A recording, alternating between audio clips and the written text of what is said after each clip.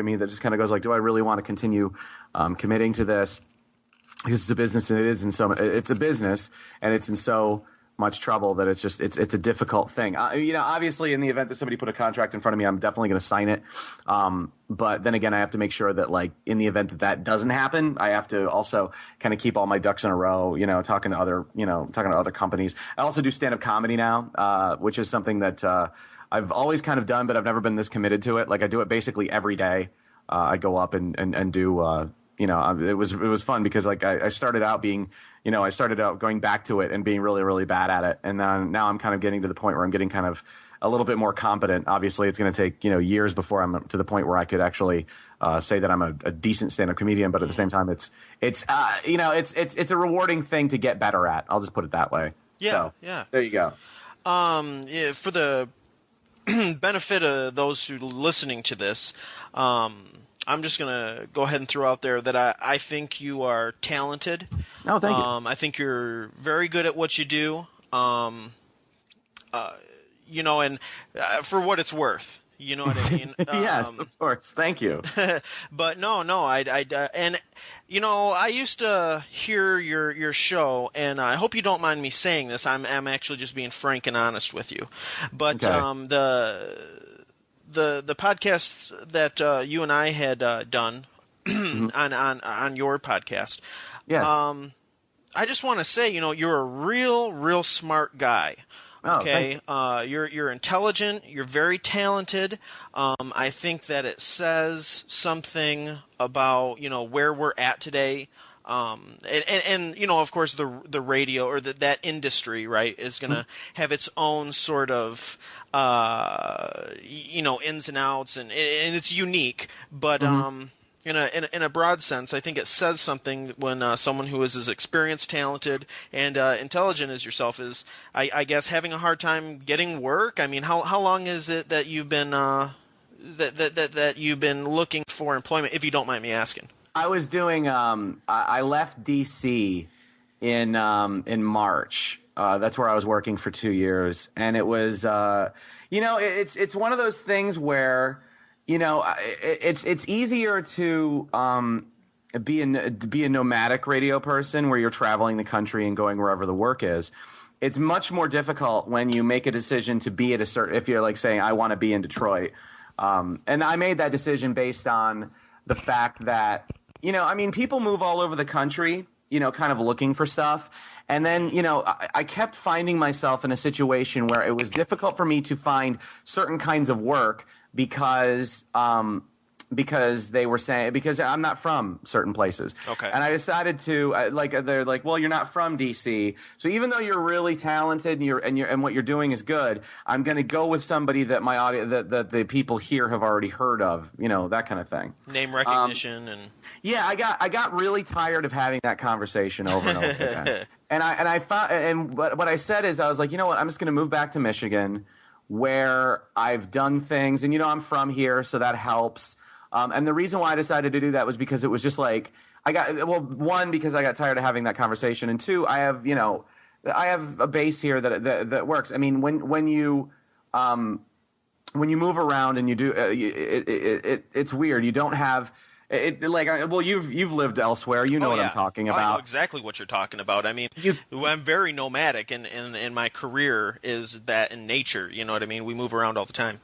Yeah, and you just get to the point where you're like, you know what? I'm just tired of that. In like large cities like DC are so. Every day is a hassle. And I just kind of decided that I was like, well, you know what? I'm gonna go back home because I had two pretty rough years, and I was like, you know what? So basically in the decision of going back to Michigan. I basically kind of had to sit around and wait for somebody to want me. Yeah. And that's been a challenge, but at the same time, certain opportunities have presented themselves that I probably wouldn't have had otherwise. So, that's cool. And I knew exactly where to go when it came to like stand up and stuff like that. I knew exactly where to go and who to talk to, Yeah, I've actually, just a side note, we won't dwell on it, but I've been giving some consideration to going back home myself for similar reasons. But also, going back to your previous job and what people may, know you most for, in the Flint area. I don't know if I should say the name of the radio station. That's it. It's basically a big yellow phallus symbol. It was Banana 101.5. I was on it for many years, yeah. And again, being very honest with you and being frank with you, you know what I mean? It's kind of a crude radio station. It's all dick and fart jokes, which actually brings me to another question, which feel free to just say pass if you don't want to talk about it. But the point I'm trying to make is that you are very intelligent. You are very talented. It's a shame, and it's very telling of where we're at today when you are having a difficult time, for whatever reason, finding work. But you must have felt like you had to dumb down a little bit to be on the Banana. It's kind of interesting that you say that because that show was done in a way, because like I liked it because it was always kind of layered. That particular show was always, if you were a person that was just tuning by, right? And because I knew you heard probably a lot of like the really lowbrow shit that we did. I mean, yeah, that makes sense. The dick and fart jokes. You heard a lot of that stuff. And why wouldn't you? Because that was stuff that we put out there. But if you were a person, but if you listened a lot, you may have heard some pretty depthy conversations. There was a lot of politics. There was a lot of discussions of news, but that didn't happen as frequently. And you're right. When you do, because to me, I always thought that show was funny first. It had to be intelligent. No, I mean, it's not intelligent. It had to be funny. Yeah. And and the thing is that when you do, like when I do stand up, I don't talk about like issues really. I mean, you start telling drunk. I mean, like I struggled with that big time when I first got back into stand up, because I was trying to do some kind of weighty things. Yeah. And the drunk people just stare at you, and you're just and then.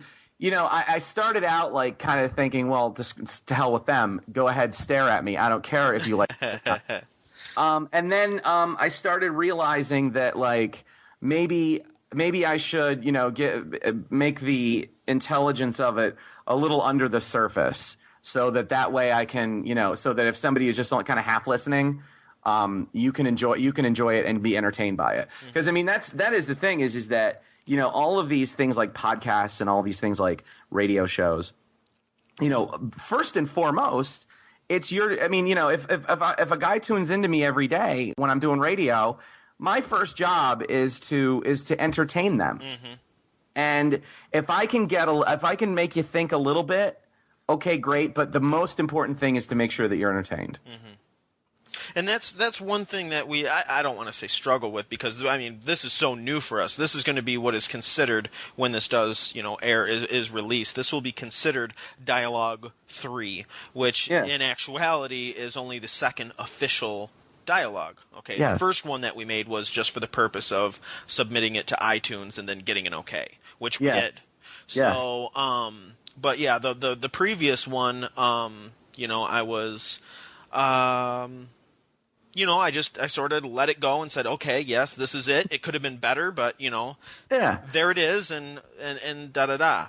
So, and that's the great thing about spoken word entertainment, is because there's really, I mean, okay, granted, there's like stand up where it's all planned. I mean, I improv very little on stage. Most of it is prepared material. And part of the trick is making you think it's not prepared material. And the reason why I'm kind of good at that, as opposed to some of the other comedians that I play with, it sounds like I'm going off the cuff, because I've been doing radio and for so long that when I'm doing radio and I'm doing podcasting with you, I am speaking exactly from off the top of my head. And so I know what that sounds like, so that makes it a little bit easier for me. But I think that's the greatest thing about spoken word entertainment, is that 9 times out of 10 is just whatever thought comes to mind at that moment, as opposed to something that is contrived, like you see like with a lot of television shows and whatnot. Yeah. And actually, I just remembered kind of what I was getting at too. And what I was saying is that, this is I'm new to this Crisis Club. This is this new thing. There's different incarnations of it that we're working on. Like the next thing that we're going to bring to the table is a forum. But right now, we're doing this, we're doing the podcast and the blog. And one thing that I realize, and I try and tell the other member of the Crisis Club, Mr. Pat Riot, is that, this has got to be funny. Okay, Yeah. you know what I mean? Yeah. Like if people, look, we don't suffer under this delusion that we are going to save the world. Okay, Yeah. you know what I mean? I realize that, you know what I mean, and that's good. It's good to actually actualize that and realize that. Okay, you can care, you can be compassionate, and you can work toward. But ultimately, what you need to do is, if you can be compassionate, you can care, but ultimately you have to work towards. You have to live in the moment, enjoy today. Work towards a better tomorrow for yourself and those that you love, and then just try and take put one foot in front of the other and walk in the proper direction, walk in the right direction. I mean, that's all you can do. And I think that in addition to that, you have to have a healthy sense of curiosity. I think that's an important thing that people need to have. Yeah, and I'm glad you mentioned that, and I'm going to try and come back to it if I remember. Remind me, but okay. But yeah, I said, so we do. The point is that we do want to implement or make an effort to try and encourage people to make positive changes in their life, and we're not going to dictate to anybody. I mean, that's not what we want to do. We don't want to tell people. What we want to do is get a dialogue going. Okay, right. Encourage people to start. We're always going to ask more questions than we're going to ever answer anything. But point being is that if we're gonna if we're gonna change the world, people are going to have to believe it's going to be a good time. Yes, and I think so too. Not interested. Now the theme of this week is skepticism, and I find it interesting that I'm on this segment. This is kind of interesting to me. Yeah. Do you not think it's a good fit? I think, it's a fine fit. You know that I'm a skeptic. I'm skeptical.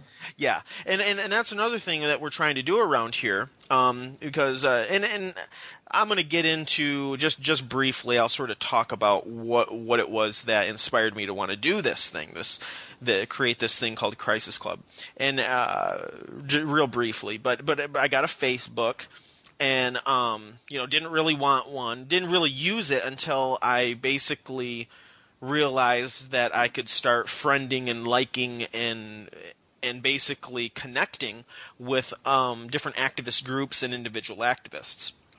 I started watching films, documentaries and stuff like that, and I would literally had a list, and anyone who said something that I liked, I would write their name down on the list, and then I would seek them out over a social networking site, and then basically just give them this, this honest, heartfelt, desperate plea of, hey, I just want to do something. You know what I mean? I just want to, just even a modest effort. I just want to start making an effort to do something. Can I pick your brain? Can I talk to you? Can, whatever. That's how it started out. Now, I amassed hundreds of friends on Facebook, and I did this myself, where all of a sudden I am just blasting, almost spamming, just all these articles and all these links and stuff, and it got to the point where I wasn't even reading them. I would just look at the the headline. You know what I mean? And it said good enough for me, and then I'm putting it out there, and then I started getting these messages back from people saying, at first, I started reading all the things that you were putting out there, but now I avoid them like the plague. You know what I mean? I oversaturated my wall with just all this information, and nobody wants any of it. No one wants to look at any of it. So, Crisis Club, I hope, is we're gonna, hopefully it'll be a place where people who have that similar problem, people who are similarly affected, can come and hopefully maybe follow our example, and also look at some techniques, some actual strategy. That's what we're about. We're about developing a real working strategy for affecting change and getting our message through to people and that sort of thing. That's cool. Part of it. Now, the other part also is I personally I'm committed to the truth. I want to know I want to know what's true. You know what I mean? So take for example the last time we had tried this, and I was a mess. I was a total mess. So needless to say, we didn't end up using the material. But last time we had spoken, we talked a